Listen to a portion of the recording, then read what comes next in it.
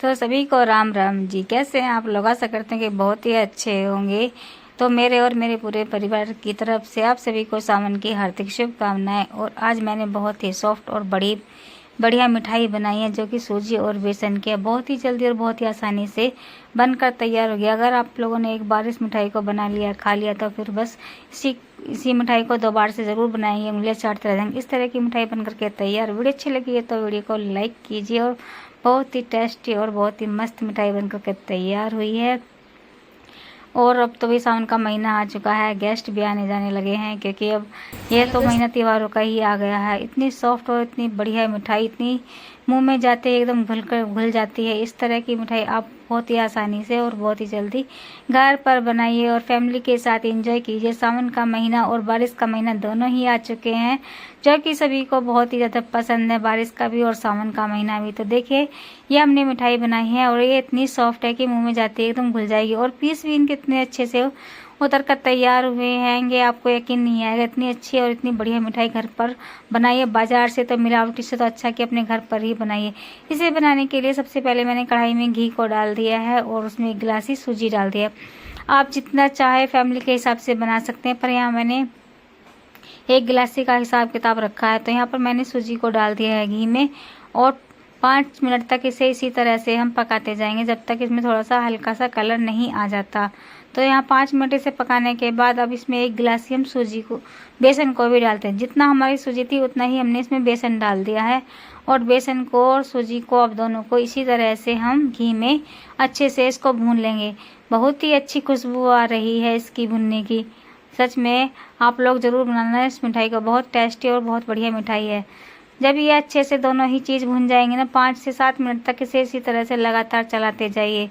जब ये अच्छे से भुन जाएंगे तो आप इसमें दूध की मलाई भी डाल सकते हैं। और अगर आपके पास दूध नहीं है, दूध की मलाई नहीं है, तो आप इसमें दूध भी डाल सकते हैं।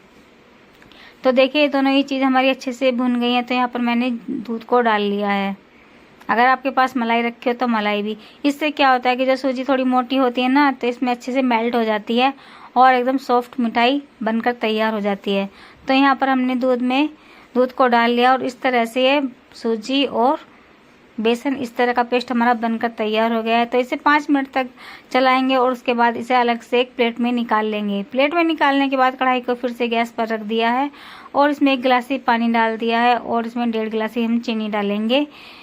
ये देखिए, चूल्हे पर मैंने इसलिए नहीं बनाई है कि हमारे यहाँ का जब मौसम है ना, थोड़ी थोड़ी देर में बारिश आ जाती है, कभी आ जाती है और कभी चली जाती है। फिर सारा ही सामान अंदर ले जाना पड़ता है किचन में और सारा ही सामान फिर बाहर के लिए ले जाना पड़ता है।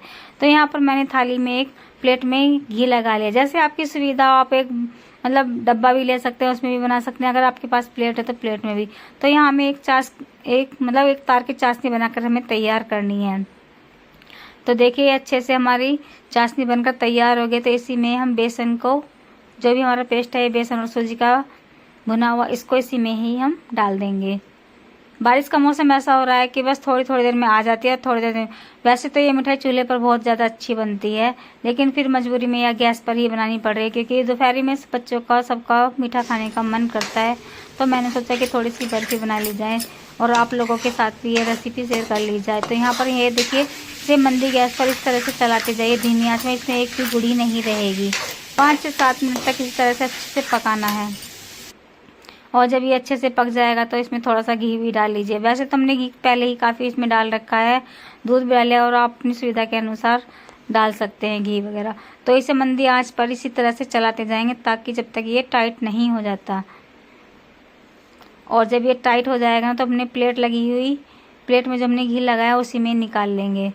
आपके यहाँ का मौसम क्या है मुझे कमेंट करके ज़रूर बताना। हमारे यहाँ पर तो बस रोज़ ही बारिश आ रही है।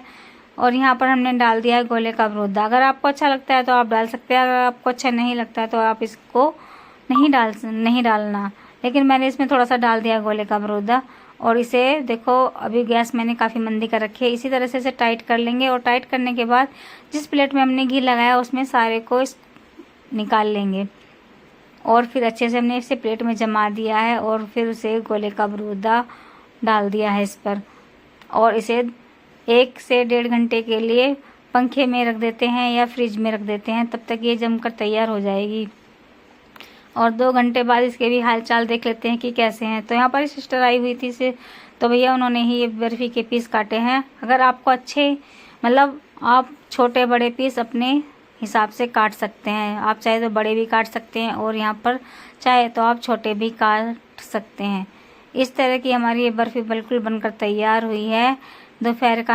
दोपहर में हो, सुबह शाम, जब भी आपका मीठा खाने का मन करे तो आप इस तरह की मिठाई बना सकते हैं। और ये देखिए छोटे बड़े हमने सभी तरह के पीस काट लिए हैं। वैसे तो ये मिठाइयों का ही त्यौहार है। अभी जन्माष्टमी आएगी, रक्षाबंधन आएगा, तीज जो आएगी, तो त्योहारों की तो झड़ी ही लगी पड़ी है। तो यहाँ पर हमने देखो बर्फ़ी के पीस इस तरह से उतार लिए हैं और आप सब भाई बहनों की थाली लगाकर तैयार कर दी जाती है।